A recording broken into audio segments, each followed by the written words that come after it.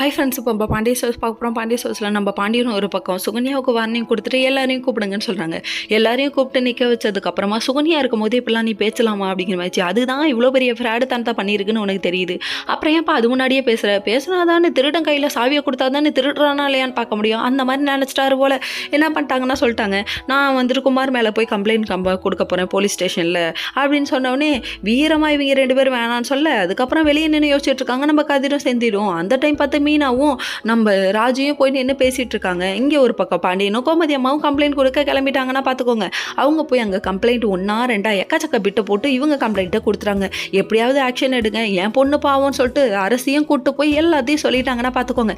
இங்கே ஒரு பக்கம் நம்ம செந்தில் கேட்குறாரு, இவ்வளோ தெரிஞ்சு நீங்கள் ஏன் அமைதியாக இருந்தீங்க, நீங்கள் பண்ணது ரொம்ப தப்பு அப்படின்றாங்க.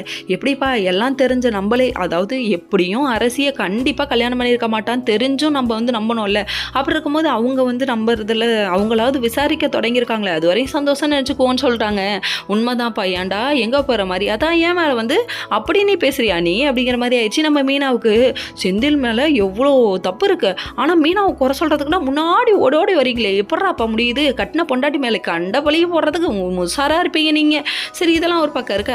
அதுக்கப்புறம் நம்ம ராஜி அப்படியே மெய் சிலிருந்து பார்க்குறாங்க. சரி, இங்கே ஒரு பக்கம் நடந்தாலும் நம்ம குமார் தம்பி ஆட்டோ அப்படியே புல்லட் வண்டியில் சிக்கு சிக்கு சிக்கு சிக்குன்னு நின்றுக்கிட்டு அப்படியே டெரரால் கூறுறாரு. எதுக்குப்பா உங்கள் தங்கச்சி இழுத்துட்டு போயிட்டேனே, என்ன பண்ணுவேன் அப்படின்னு சொல்லிட்டு பார்க்குறாரு. எந்த வருவாங்கப்பா உங்கள் மாமனார், அவங்கள்ட்ட போய் சொல்லுப்பா அப்படிங்கிற மாதிரி போலீஸ்கார அங்கிள் அரெஸ்ட் பண்ணிட்டாங்க. ஓகே.